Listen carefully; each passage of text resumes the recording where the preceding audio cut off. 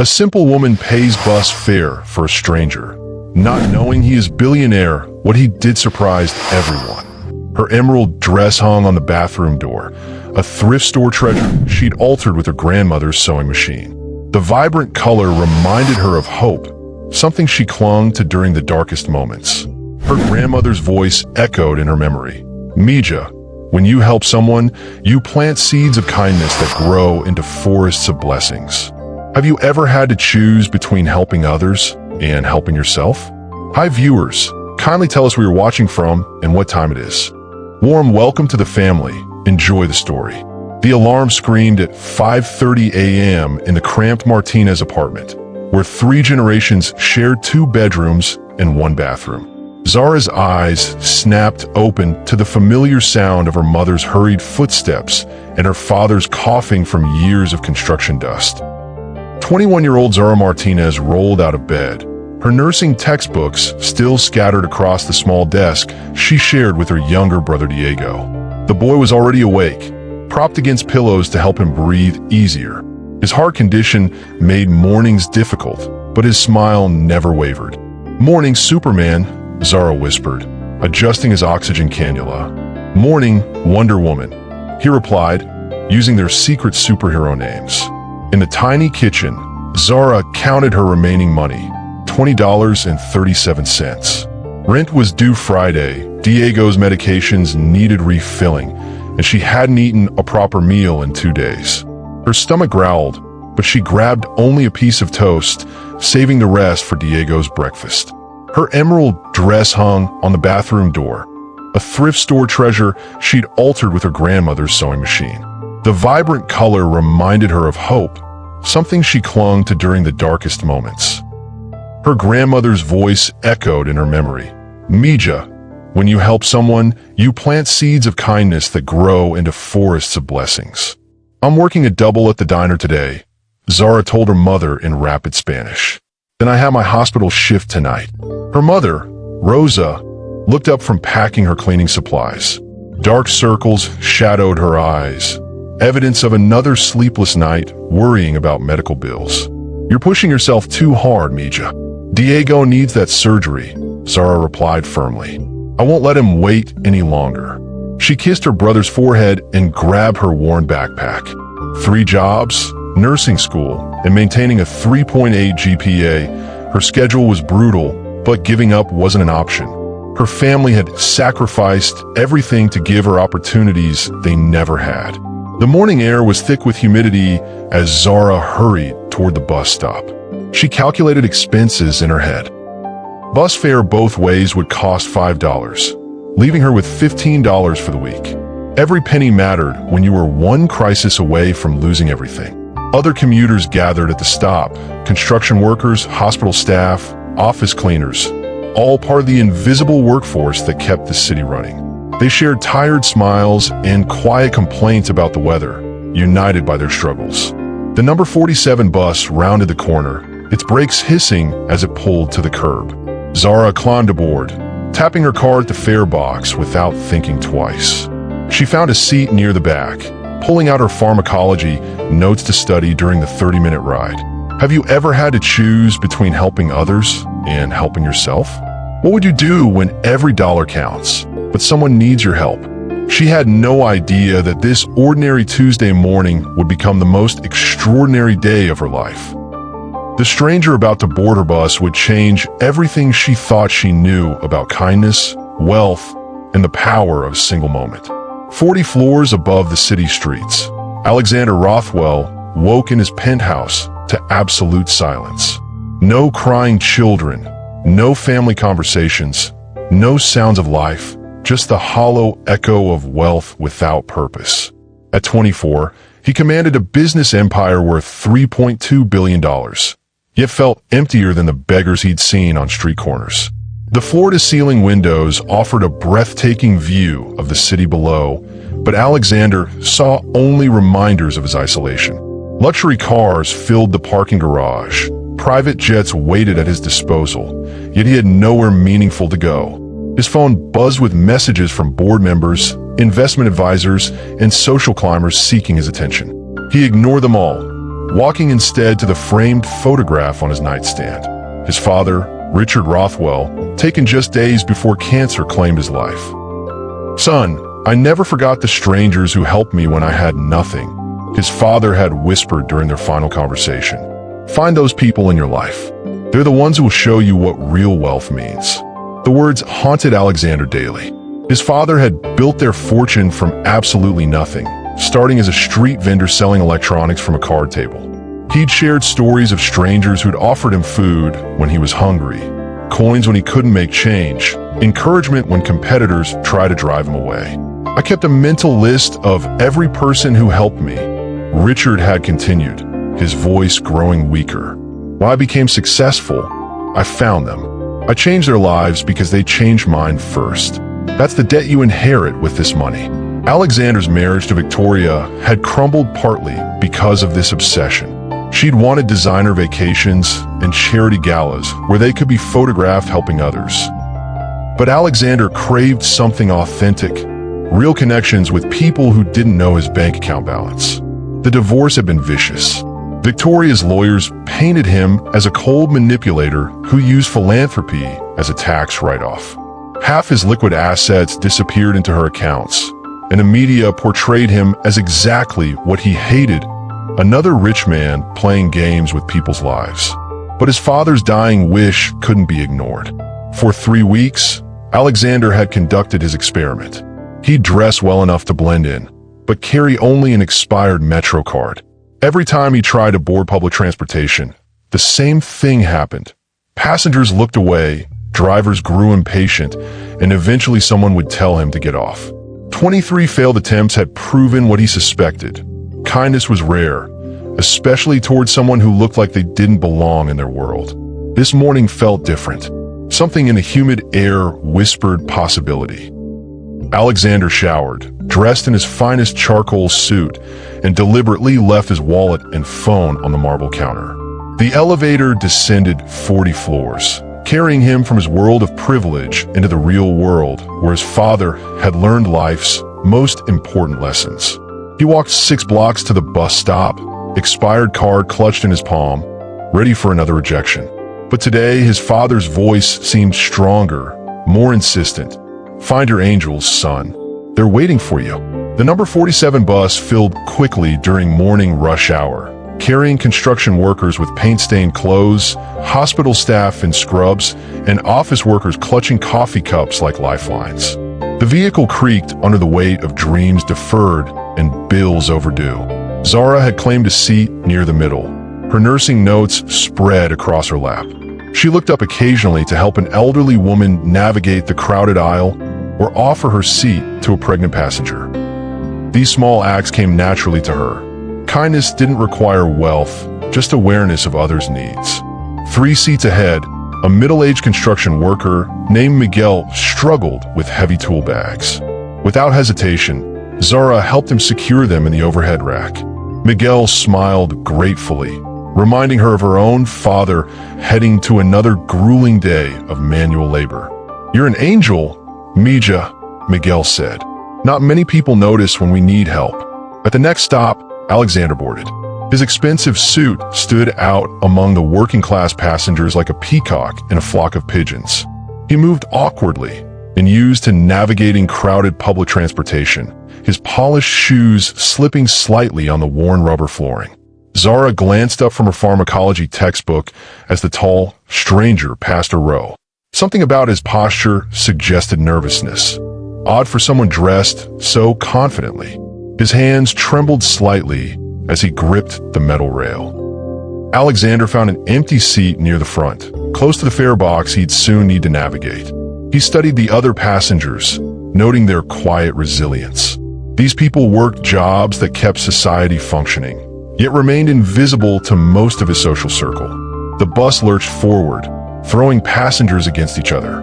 Zara steadied an elderly man beside her, while Alexander gripped his seat to avoid falling. Their worlds occupied the same physical space, but remained completely separate. At the downtown transfer station, more passengers crowded aboard. Alexander's stomach tightened as the fare box came into view. He'd rehearsed this scenario dozens of times, but anxiety still gripped him. What if today ended like all the others, with rejection and embarrassment? Zara noticed the well-dressed stranger's obvious discomfort. His jaw was clenched, and he kept checking his pockets as if searching for something. She'd seen that expression before. Panic mixed with pride, the look of someone facing a problem they couldn't solve alone. The bus approached the financial district, where both passengers needed to disembark. Alexander stood first, his movements stiff with dread. He walked slowly toward the front, knowing he was about to become the center of unwanted attention. Zara packed her textbooks, preparing for her own exit. She had exactly 4 minutes to catch the connecting bus to the diner, where her boss would dock her pay for being even 1 minute late. Neither passenger knew they were seconds away from an encounter that would shatter both their worlds and rebuild them into something beautiful. The stage was set, the players in position, and fate held its breath. Alexander reached the fare box as the bus slowed for his stop. His heart pounded against his ribs as he pulled out the expired Metro card, knowing exactly what would happen next. The card reader beeped angrily, flashing red letters, "Card invalid." He tried again. Same result. "Come on, buddy, move it along," someone called from behind. The bus driver, a heavy-set man named Earl who'd been driving Route 47 for 12 years, sighed deeply. He'd seen this situation countless times, people trying to ride without proper fare, creating delays that threw off his entire schedule. "Sir, your card's not working," Earl announced loudly enough for the entire bus to hear. "You need exact change or a valid card." Alexander's cheeks burned. Every passenger was now staring at him, some with annoyance, others with curiosity. A few pulled out their phones, recording what they assumed would be another confrontation.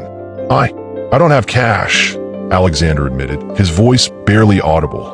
The words felt foreign on his tongue. He'd never spoken them before, never needed to. "Then you can't ride," Earl replied firmly. "Step off so we can keep moving." Passengers began shifting restlessly. A businessman in the third row checked his watch and muttered complaints. A woman near the back shook her head in disgust. The collective impatience was heavy, suffocating. Alexander stood frozen, unsure how to handle this very public humiliation. In boardrooms, he commanded respect through authority and wealth. Here, stripped of those advantages, he felt powerless. That's when Zara acted. She'd been watching the entire scene unfold, recognizing the stranger's genuine distress. Something about his embarrassment seemed authentic, different from the scammers and fare jumpers she'd witnessed before. Maybe it was the quality of his suit, or the way he kept apologizing quietly, but instinct told her this man truly needed help. Without overthinking the consequences, Zara stepped forward. "I've got it," she said simply, moving past several passengers to reach the fare box.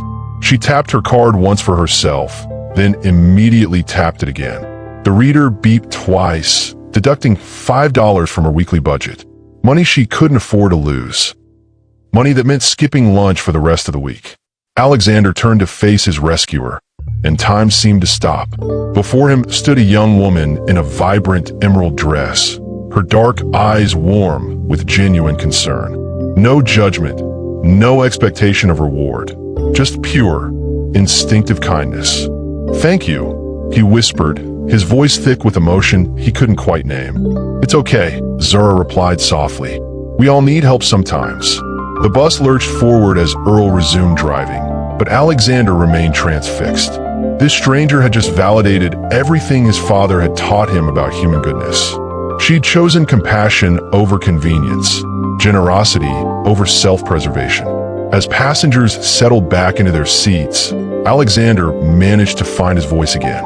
"I'm Alexander. I don't know how to thank you. I'm Zara, and you don't need to thank me. Just pass it forward when you can." Those 12 words would echo in Alexander's mind for years to come. The moment Zara disappeared into the crowd outside the downtown terminal, Alexander knew he had to find her again. He stood on the sidewalk, watching her emerald dress vanish among the sea of morning commuters, feeling like he'd just witnessed a miracle. For the first time in months, he understood what his father meant about angels walking among us. Alexander hailed a taxi back to his penthouse, his mind racing with possibilities. He'd spent weeks searching for genuine kindness and found it in the most unexpected place, from someone who clearly had very little to give. Back in his office, Alexander called his head of security, Marcus Webb, a former FBI agent who handled sensitive investigations for the Rothwell family.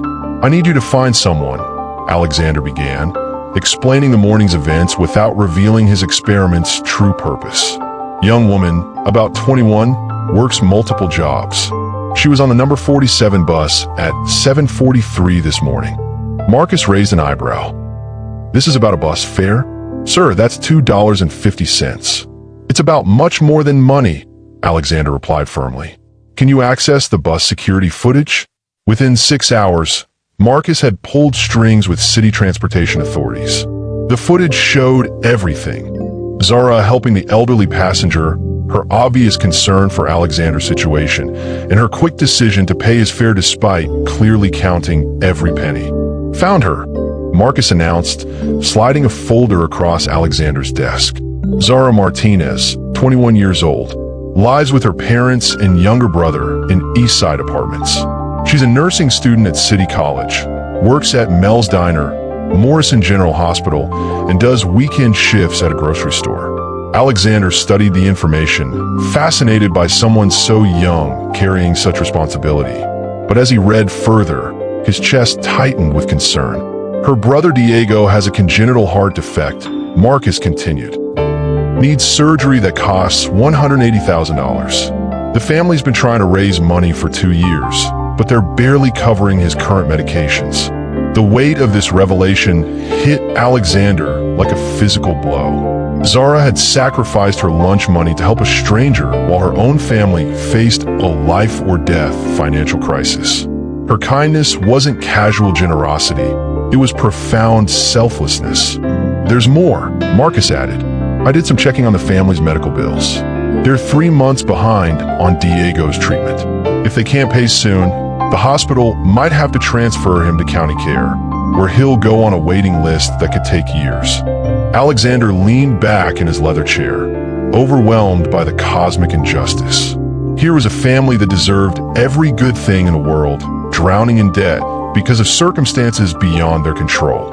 Meanwhile, he had more money than he could spend in 10 lifetimes. "Where does she work tomorrow?" Alexander asked. "Mel's Diner on 5th Street. She starts at 6 a.m. Alexander nodded, already planning his approach. He had to be careful. One wrong move could scare her away or make her think he had ulterior motives. But he also couldn't ignore his father's dying wish or Diego's urgent need. Tomorrow, he would take the first step toward changing Zara's life forever. Mel's Diner occupied a corner building where the financial district met the working-class neighborhoods, a perfect metaphor for the collision about to unfold. The establishment had served coffee and comfort food to laborers for 30 years, its cracked vinyl booths and chipped Formica counters telling stories of countless struggles and small victories. Zara arrived at 5:45 a.m., tying her apron with practiced efficiency. The morning crowd would arrive soon. Construction crews grabbing coffee before job sites, hospital workers ending night shifts, and office cleaners finishing their rounds. She knew most customers by name and coffee preference, treating each interaction as a chance to brighten someone's difficult day. At exactly 7:30 a.m., Alexander walked through the glass door. Zara looked up from wiping down tables and froze. The well-dressed stranger from yesterday's bus stood in the doorway, looking as out of place as a diamond in a toolbox. His expensive suit gleamed under the harsh fluorescent lights, and his polished shoes reflected the worn linoleum floor. "Good morning," Alexander said quietly, sliding into a corner booth. His hands trembled slightly as he opened the plastic menu, though he had no intention of actually eating. His stomach was twisted in knots from nervousness. Zara approached cautiously, coffee pot in hand. Recognition flickered between them, but she maintained professional composure despite her racing heart. What was he doing here? This neighborhood existed miles from his obvious social circle. "Coffee?" she asked, her voice carefully neutral. "Please," Alexander replied, studying her face for any sign of suspicion or fear. She seemed guarded, but not alarmed. Exactly the reaction he'd hoped for. As Zara poured coffee into his cup, Alexander noticed details he'd missed on the bus. Dark circles under her eyes suggested chronic exhaustion. Her uniform was clean, but faded from countless washings. Her hands, steady despite their obvious fatigue, moved with the efficiency of someone who couldn't afford wasted motion. "Would you like to order?" Zara asked, pulling out her order pad. "Just coffee for now," Alexander said. "Actually, I wanted to thank you again for yesterday. Your kindness meant more than you know." Zara's eyes widened. She glanced around the diner, noticing her co-worker Janet watching curiously from behind the counter. The last thing she needed was workplace drama or questions about her personal life. "It was nothing," Zara replied quickly. Anyone would have done the same. But Alexander knew that wasn't true. 23 people had proven otherwise. He spent the next hour nursing his coffee, watching Zara work. She refilled truckers' cups without being asked, remembered how regulars liked their eggs, and slipped extra bacon onto plates when she thought the cook wasn't looking. Every gesture demonstrated the same instinctive generosity he'd witnessed on the bus. When morning rush ended, Alexander left a $100 tip on a $3 coffee. Zara discovered the money while clearing his table, her heart racing as she counted the bills twice. This was more than she earned in 2 full shifts. But instead of gratitude, she felt a cold dread settling in her stomach. Rich men didn't leave tips like this without expecting something in return. She'd heard stories from other waitresses, wealthy customers who used excessive generosity as the first step in dangerous games. Alexander Rothwell had just made his first mistake. The $100 tip sat in Zara's locker like a ticking bomb. She'd stare at the money for 10 minutes, her mind racing through possibilities. Was this generosity or manipulation? Gratitude or the beginning of something darker? She'd grown up hearing her mother's warnings about men who used money as bait. Mija, when something seems too good to be true, it usually is. Rich men don't help poor girls without wanting something back. By evening, Zara had made her decision. She would return the money. Alexander had anticipated this reaction. He waited outside the diner as her shift ended, leaning against a black sedan that probably cost more than most people's annual salaries. The vehicle's presence in this neighborhood attracted stares and whispered conversations among passing residents. "I can't accept this," Zara said without preamble, approaching him with the folded bills clutched in her fist. Her voice carried a mixture of determination and fear. "Why not?" Alexander asked genuinely. "You provided excellent service." "This isn't about service," Zara replied firmly. "This is about whatever game you're playing. I don't know what you want from me, but I'm not interested." Alexander felt his carefully planned approach crumbling. He'd expected gratitude, maybe some questions about his motivations, but not this direct confrontation. Zara's survival instincts were sharper than he'd realized. "There's no game," he said quietly. "I just wanted to help someone who helped me. By following me to work." Zara's voice rose slightly. "By finding out where I go every day, do you think I'm stupid?" The accusation hit Alexander like a physical blow. He'd been so focused on his father's teachings about helping others that he'd forgotten how his actions might appear to someone with no reason to trust wealthy strangers. "I had to find you," Alexander explained, his composure finally cracking. "What you did yesterday, it changed something in me. You showed me kindness when no one else would. So you investigated me?" Zara stepped backward, increasing the distance between them. "You think because you have money, you could just insert yourself into my life?" Alexander realized he was handling this catastrophically wrong. Every word seemed to deepen her suspicions rather than allay them. His privileged background had never taught him how to approach someone who had every reason to be wary of his intentions. "I know how this looks," he said desperately, "but I'm not trying to hurt you. I want to do something good." "Then leave me alone," Zara replied coldly. "That'll be good." She turned to walk away, but Alexander's next words stopped her. "I know about Diego." Zara spun around, her face pale with shock and rage.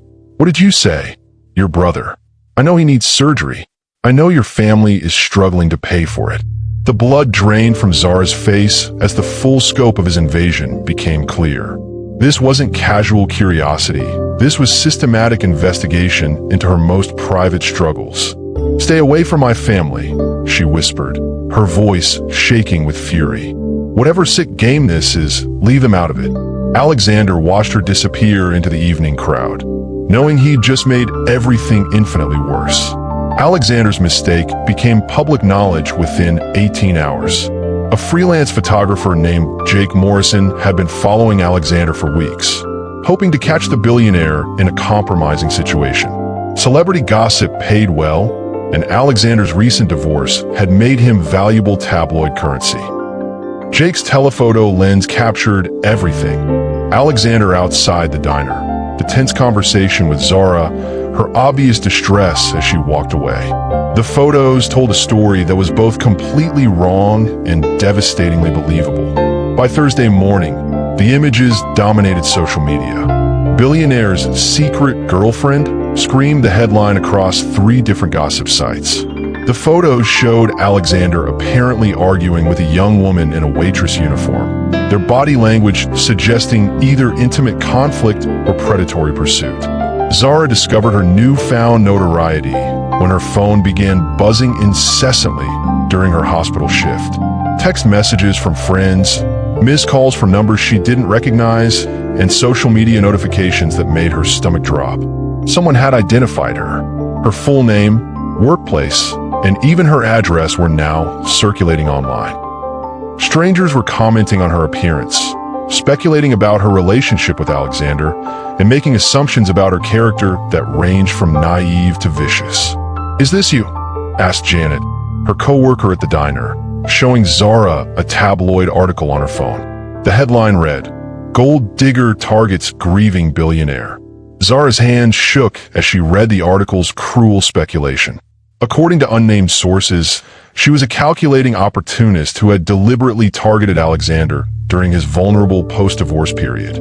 The writer painted her as a master manipulator using her family's medical crisis to extract money from a lonely rich man. The worst part was how plausible it sounded, even to her. By afternoon, reporters had found Mel's diner. They crowded the sidewalk with cameras and microphones, turning the modest establishment into a circus. Regular customers couldn't enter without being questioned about Zara's character and her relationship with Alexander. Mel Henderson, the diner's 70-year-old owner, made a painful decision. He called Zara into his office and spoke the words she'd been dreading. "I'm sorry, sweetheart. I have to let you go. This media attention is killing my business. I've got customers who've been coming here for 20 years, and they can't even get to the door." Zara nodded numbly, understanding his position while feeling her world collapse. She'd lost 1/3 of her income because of Alexander's intrusion into her life. The grocery store would probably fire her next, and the hospital might follow if the attention continued. At home that evening, reporters camped outside the Martinez family's apartment building. Neighbors peered through curtains, whispering about the drama that had invaded their quiet community. Zara's parents fielded phone calls from strangers, offering money for exclusive interviews. Diego, weakened by his recent cardiac episode, watched his sister with worried eyes. At 13, he understood enough to know that the chaos surrounding their family was somehow connected to his medical needs. Alexander Rothwell had promised to help, but instead had destroyed the very person he'd hoped to save. The road to hell, Zara realized, was indeed paved with good intentions. At 2:47 a.m. on Friday morning, Diego Martinez collapsed in the bathroom of their small apartment. Zara found him unconscious on the tile floor, his lips blue from oxygen deprivation. Her nursing training kicked in immediately. She checked his pulse, positioned his airway, and called 911 while performing chest compressions with the desperate precision of someone fighting for their loved one's life. The paramedics arrived within 6 minutes, but those minutes felt like hours. Zara rode in the ambulance, holding Diego's limp hand while monitors beeped ominously around them. His heart was failing faster than anyone had predicted. At Morrison General Hospital, the same facility where Zara worked part-time, Dr. Patricia Chun delivered the news that shattered what remained of the family's hope. Diego needs immediate surgery, Dr. Chun explained to the assembled Martinez family. His condition has deteriorated significantly. We're looking at days, not weeks. Rosa Martinez broke down in the hospital corridor, her sobs echoing off the sterile walls. 20 years of cleaning office buildings at night, of sacrificing everything for her children's futures, and she still couldn't save her son. How much? Zara asked, though she already knew the answer would be impossible. The surgery costs $180,000. Recovery and follow-up care will add another $40,000. Without insurance approval, we need a significant deposit before we can schedule the procedure. Zara's recently fired status meant the family had lost their supplemental insurance coverage.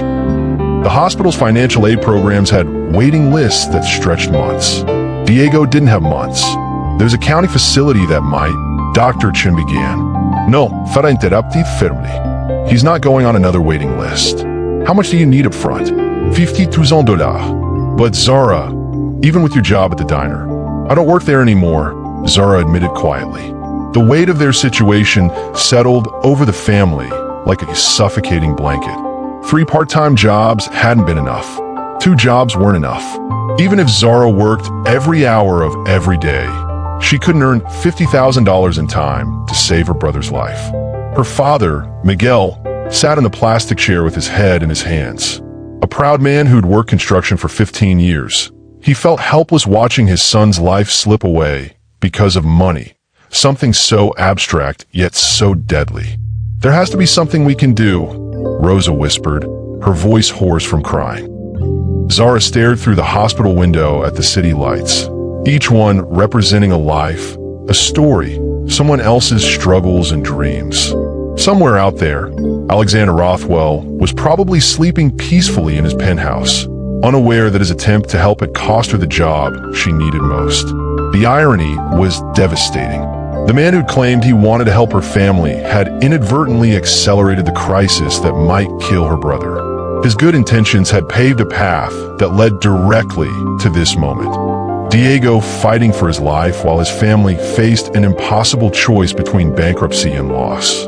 At 4 a.m., as Diego's monitors continued their mechanical rhythm, Zara made a decision that would change everything. Zara had never made that desperate phone call to Alexander, because by 8 a.m. Friday morning, Dr. Chen was knocking on the hospital waiting room door with news that defied explanation. There's been a development, DR, Chen announced, her professional composure barely concealing her own confusion. An anonymous donor has covered Diego's entire medical expenses. Surgery, recovery, follow-up care, everything. The Martinez family stared at her in stunned silence. Rosa crossed herself reflexively, whispering prayers in Spanish. Miguel stood slowly, as if sudden movements might shatter this impossible miracle. That's not possible, Zara said flatly. Nobody even knows we're here. The payment came through our foundation department 20 minutes ago, Dr. Chen explained. A wire transfer for $220,000, which covers not just the surgery, but all ancillary costs. The donor specifically requested that Diego receive the best care available. Zara's mind raced through possibilities. The timing was too convenient to be coincidental. Only one person outside their immediate circle knew about Diego's condition, and that person had already demonstrated an unsettling ability to gather information about their family. Who was it? Zara demanded. The donation was made through a legal firm. They're not required to reveal the donor's identity, and they've declined to do so.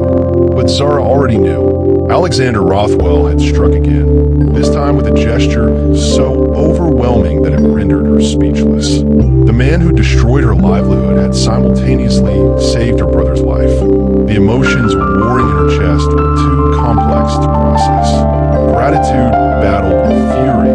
Relief fought against resentment. She should be celebrating Diego's rescue, but instead felt trapped in a web of obligation she'd never asked to enter. Dr. Chun continued with the medical details. Surgery scheduled for Monday morning, recovery timeline, expected outcomes. The words washed over Was this genuine altruism or sophisticated manipulation? Did he expect something in return for his generosity? How could someone simultaneously save her brother's life and make her feel like a puppet in his elaborate game? Rosa grabs Zara's hands, tears streaming down her weathered cheeks. Mija, this is a miracle. God has answered our prayers. But Zara wasn't sure God had anything to do with Alexander. Over the next hour, hospital staff treated the Martinez family with noticeably increased deference.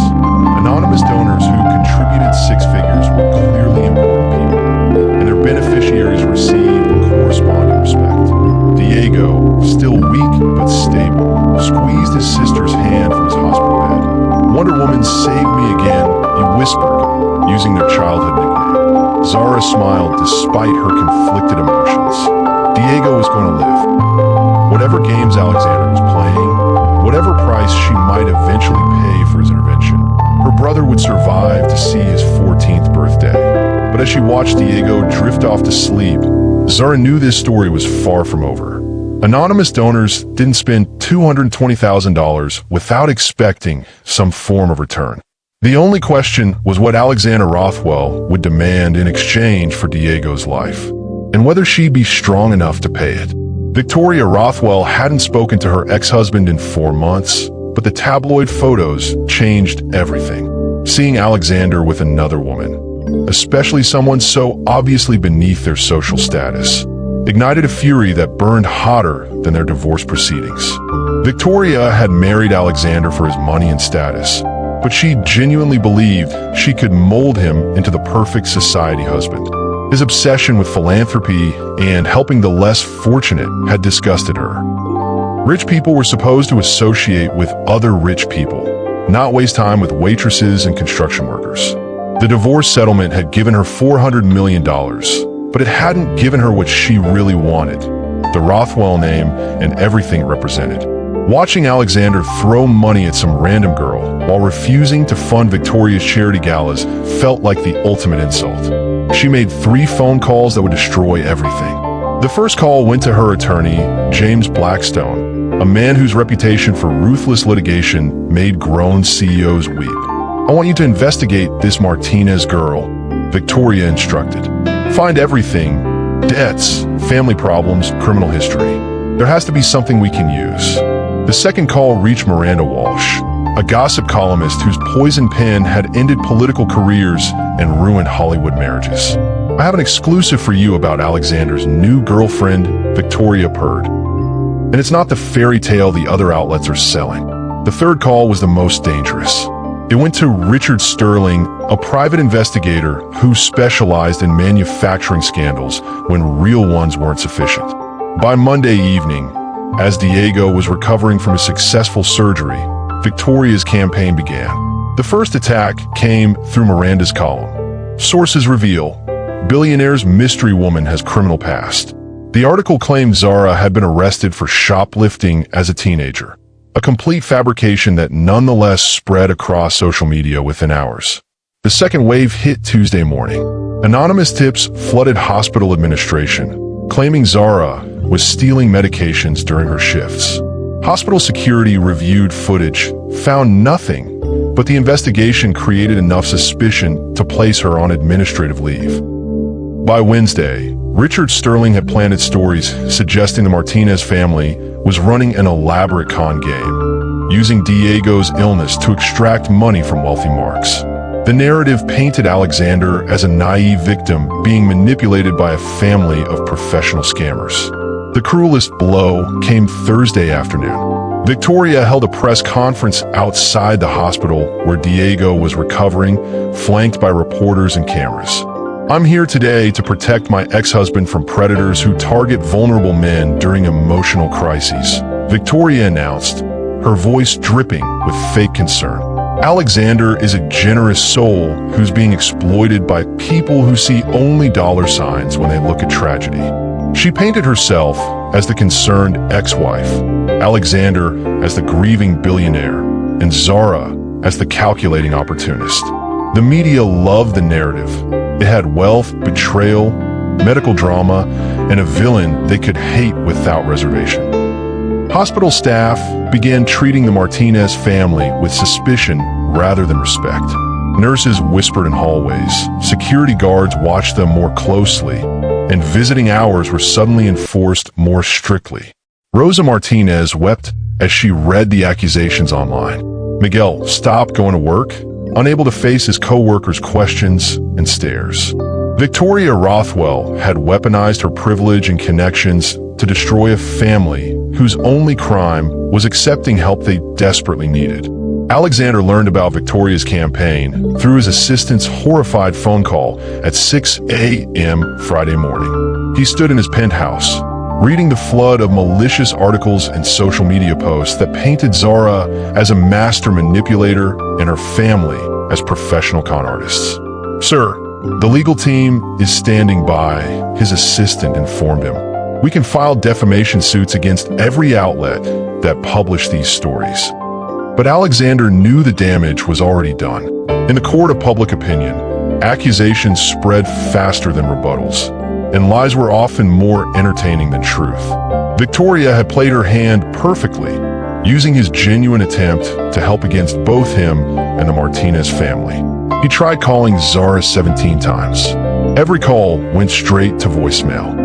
At the hospital, Zara sat beside Diego's bed, her phone turned off and her heart breaking as she watched her brother read the lies being spread about their family on the room's television.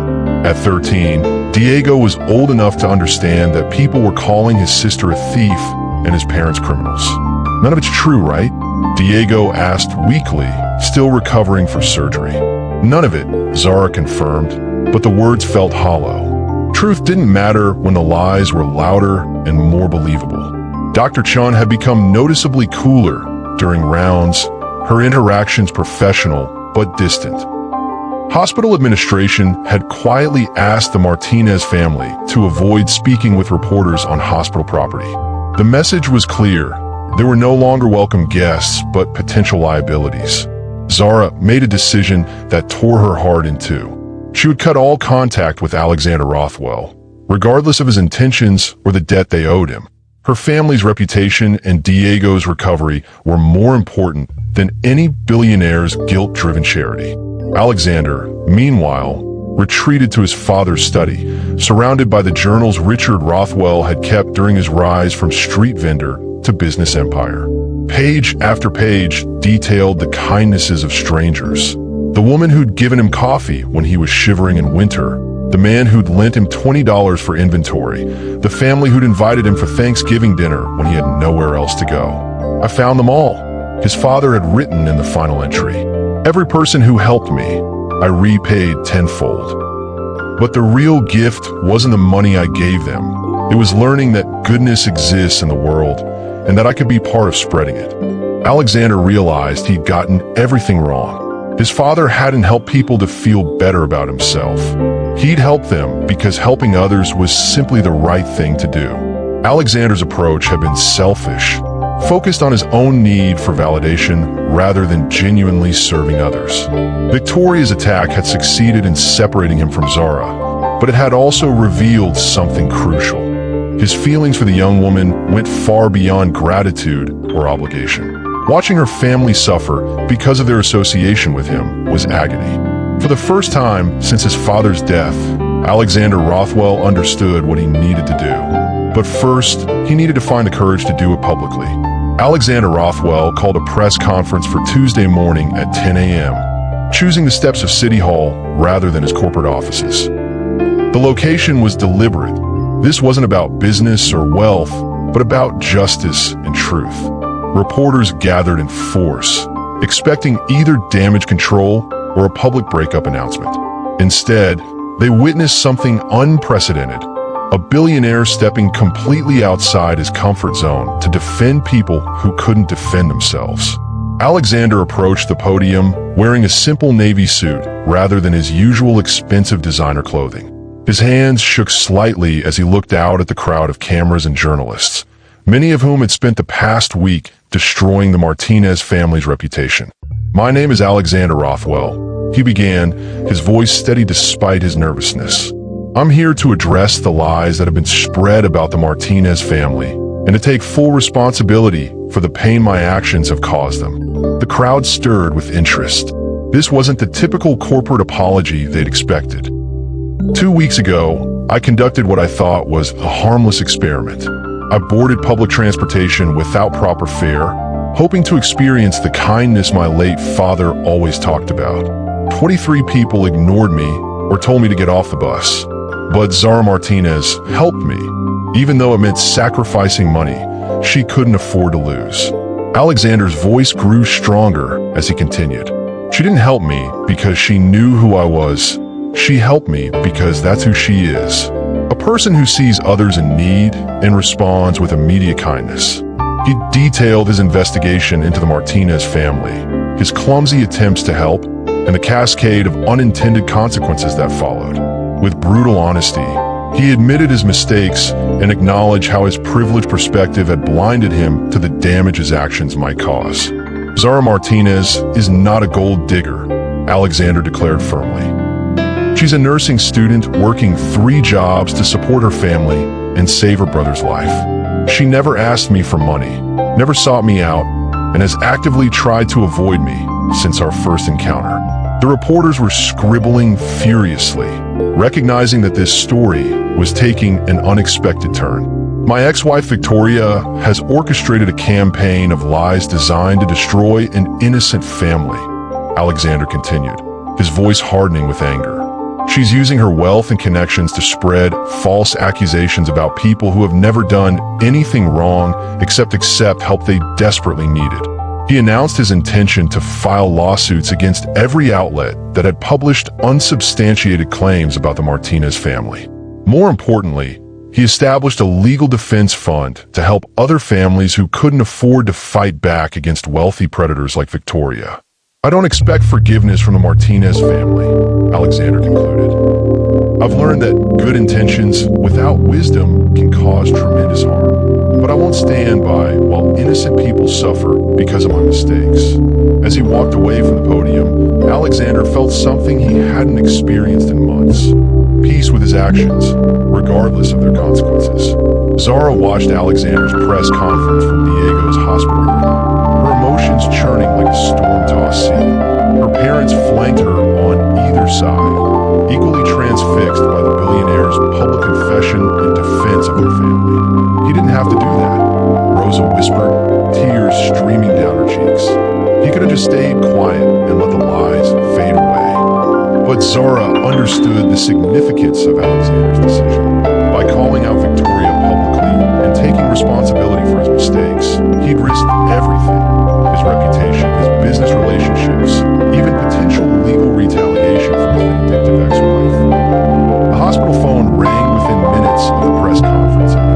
Dr. Chen's voice was notably warmer as she delivered news that would have seemed impossible just hours earlier. The hospital board has reviewed your case and wants to personally apologize for any mistreatment you've experienced, Dr. Chen explained. We're also offering you a full-time position in our pediatric wing with benefits and tuition assistance for nursing school. Similar calls followed throughout the afternoon. The grocery store manager begged Zara to return to work, promising better hours and higher pay. Even Mel Henderson from the diner called, sheepishly asking if she'd consider coming back once the media attention died down. But the most important call came from Diego's surgeon, who delivered the news they'd been praying for. The surgery had been completely successful, and Diego's heart was functioning normally for the first time in his life. That evening, as Rosa and Miguel headed home to rest, Zara remained with Diego, wrestling with the decision that would determine their future. Alexander had kept his promise to help their family, but more than that, he'd sacrificed his privacy and comfort to protect them from Victoria's attacks. You like him, Diego observed with the startling perceptiveness of a 13-year-old who'd been forced to grow up too quickly. It's complicated, Zara replied. Superman always says helping people is never complicated, Diego countered, referencing their childhood game. It's just hard sometimes. Zara smiled despite her conflicted feelings. Her little brother, even recovering from major surgery, was trying to take care of her emotional well-being. The next morning, Zara made her choice. She took the bus to Alexander's office building, the same route that had started this entire journey. But instead of the crowded number 47, she rode in relative solitude, rehearsing what she wanted to say to the man who'd turned her world upside down twice. The security guard in the lobby was expecting her. Alexander had left instructions that if Zara Martinez ever came to see him, she should be brought directly to his office, no questions asked. As the elevator climbed 40 floors, Zara realized she was no longer the same person who'd paid a stranger's bus fare 3 weeks earlier. Alexander's intervention in her life had forced her to confront questions about pride, charity, and what it meant to accept help without losing her dignity. The elevator doors opened, and Zara stepped forward to face whatever came next. 6 months later, the story of Alexander Rothwell and Zara Martinez had become something neither of them had expected, a testament to the power of authentic human connection across the boundaries of wealth and class. Diego Martinez celebrated his 14th birthday with a kind of energy that had been impossible before his surgery. His recovery had been miraculous, transforming him from a fragile boy into a healthy teenager who dreamed of becoming a doctor himself someday. The Martinez family had established a small scholarship fund for other children facing similar medical crises, funded partly by Alexander's ongoing support and partly by donations from strangers inspired by their story. Zara graduated from nursing school with highest honors, her tuition covered by the hospital position that had materialized after Alexander's press conference.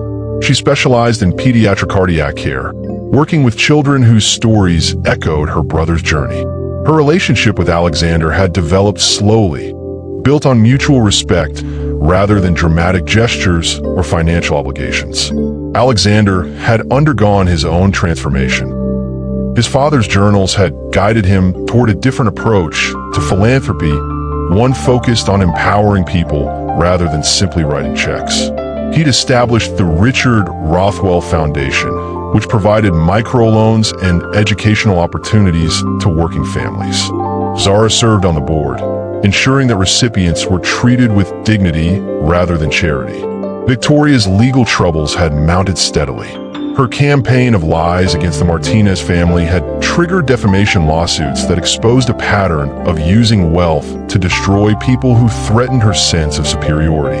She'd lost most of her divorce settlement to legal fees and damages, learning too late that money couldn't protect her from the consequences of deliberate cruelty. The relationship between Alexander and Zara had surprised everyone, including themselves. It wasn't the fairy tale romance that tabloids prefer to write about, but something more substantial. A partnership between two people who'd learned to see past surface differences to recognize genuine character. They'd married in a small ceremony at the community center where the Martinez family had held Diego's fundraising events. The guest list included construction workers, hospital staff, diner regulars, and a handful of Alexander's business associates who'd remained loyal despite Victoria's attempts to poison his professional relationships. Alexander had kept his promise to his father in ways Richard Rothwell never could have imagined. By finding his angel on that crowded bus, he discovered not just the recipient of his help, but the partner who would help him understand what true wealth really meant. The number 47 bus still ran its route through the city every morning, carrying working people to jobs that kept society functioning. Occasionally, passengers would recognize the spot where a simple act of kindness had changed 2 lives forever. And sometimes, just sometimes, those passengers would choose kindness when faced with their own opportunities to help strangers in need. The seeds Zara's grandmother had talked about, the ones planted by acts of kindness, had indeed grown into forests of blessings, spreading far beyond anything 2 people on a bus could have imagined.